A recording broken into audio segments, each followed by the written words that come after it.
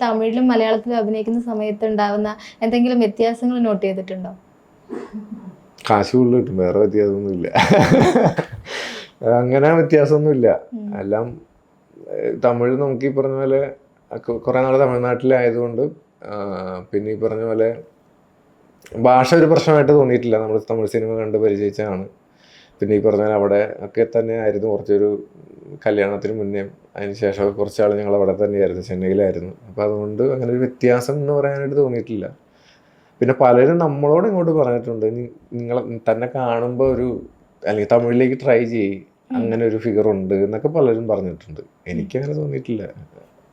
ഇതുവരെ ചെയ്ത ക്യാരക്ടേഴ്സ് നോക്കിയിട്ടുണ്ടെങ്കിൽ അതിൽ ഏറ്റവും ബുദ്ധിമുട്ടായി തോന്നിയത് അല്ലെങ്കിൽ കുറച്ച് പേടിച്ച് ചെയ്ത ഒരു ക്യാരക്ടർ ഏതായിരിക്കും? പേടി എന്ന് പറയാനായിട്ടൊന്നും തോന്നിയിട്ടില്ല.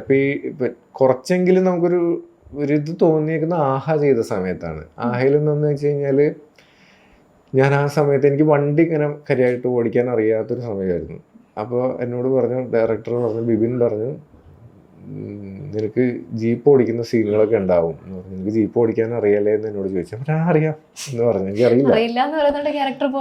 അതെ അതെ, തീർച്ചയായിട്ടും. കാരണം നമുക്കൊരു സീനുണ്ടെങ്കിൽ അത് കട്ടായി പോവാരുത് എന്നുള്ള ചിന്തയാണ് എല്ലാവർക്കും. ഒരു സാധനം കൂടുതൽ കിട്ടട്ടെ എന്നുള്ളതാണ് ഏത് നടനും എപ്പോഴും ആഗ്രഹിക്കുക. നമുക്ക് അത്രയും സ്പേസ് ആ ഒരു സിനിമയിലുണ്ടാവണം. അപ്പോൾ ഞാൻ അറിയാമെന്ന് പറഞ്ഞു. ഞാൻ എന്നിട്ട് ഇത് കേട്ട ഉടനെ ഞാൻ എൻ്റെ ഒരു ഫ്രണ്ടിനെ വിളിച്ചിട്ട് കൊടുങ്ങല്ലൂരിൽ നിന്ന് ഞാനൊരു വണ്ടി എടുത്ത് കൊടുങ്ങല്ലൂരിൽ നിന്ന് നേരെ എറണാകുളം വന്നു. എറണാകുളത്ത് നേരെ തിരിച്ചും പോയി. അപ്പോൾ എനിക്ക് കുറച്ചും കൂടി, എനിക്ക് ലൈസൻസൊക്കെ ഉണ്ട്, പക്ഷേ എനിക്ക് ഓടിച്ചങ്ങനെ അത്രയും ഒരു കൈവഴക്കം എന്ന് പറയാം അത് വന്നിട്ടില്ല. അപ്പോൾ ഇത് പോയി തിരിച്ചു വന്നപ്പോൾ എനിക്ക് ഓൾമോസ്റ്റ് ഒരു ഇതായി, ഒരു ഗ്രിപ്പായി. അപ്പോൾ ആ സമയത്തെന്ന് പറഞ്ഞു കഴിഞ്ഞാൽ നമ്മൾ റോട്ടിൽ കൂടെ ഓടിച്ചാൽ പോരാ. ഇതെന്ന് പറഞ്ഞാൽ ഹില്ലാണ്, ലിറ്ററലി പാറ പുറത്തേക്കൂടെയൊക്കെ വണ്ടി ഓടിക്കണം.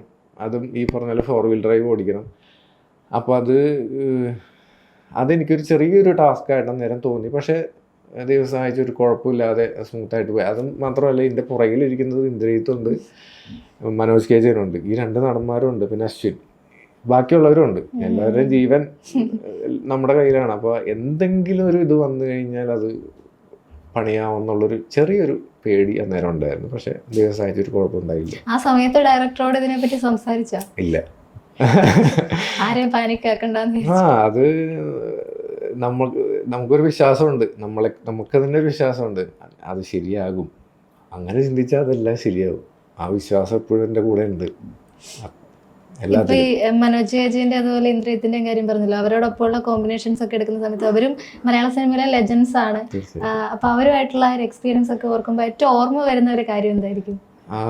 തമാശകൾ പറയും. ഈ പറഞ്ഞ മനോജനൊക്കെ ആയാലും രാത്രി ഈ പറഞ്ഞ പോലെ വാഗമണൊക്കെ ആയിരുന്നു ആ സമയത്ത് ഷൂട്ട്. അവർ ഈ പറഞ്ഞ പോലെ തമാശകൾ പറയും. അതോടൊപ്പം നമ്മളൊരു പുതിയ ആളെന്നുള്ളൊരു ചിന്ത നമുക്ക് തോന്നിയിട്ടില്ല എന്നുള്ളതാണ്. അവർ അങ്ങനെ ആണ് നമ്മളെ പരിഗണിച്ചിരുന്നത്. അത് ഒരു വലിയ കാര്യമായിട്ട് തന്നെയാണ് ഇപ്പോഴും കാണുന്നത്. അപ്പോൾ അതിന് ശേഷമായാലും ഇന്ദ്രനായാലും ഞാൻ ചെയ്തൊരു ഷോർട്ട് ഫിലിം, ഞാൻ ഡയറക്റ്റ് ചെയ്തൊരു ഷോർട്ട് ഫിലിം അദ്ദേഹം തന്നെ വിളിച്ചിട്ട് പറഞ്ഞു, ഇന്ദ്രേട്ടാ ഇതൊന്ന് കണ്ടിട്ട് ഇഷ്ടമാവുകയാണെന്നുണ്ടെങ്കിൽ ഒന്ന് റിലീസ് ചെയ്യണമെന്ന് പറഞ്ഞു പേജിലൂടെ. അദ്ദേഹം കണ്ടു, അദ്ദേഹത്തിന് ഇഷ്ടമായി, ഞാൻ റിലീസ് ചെയ്യാമെന്ന് പറഞ്ഞു. അപ്പോൾ അതൊക്കെ തന്നെ വലിയ കാര്യം.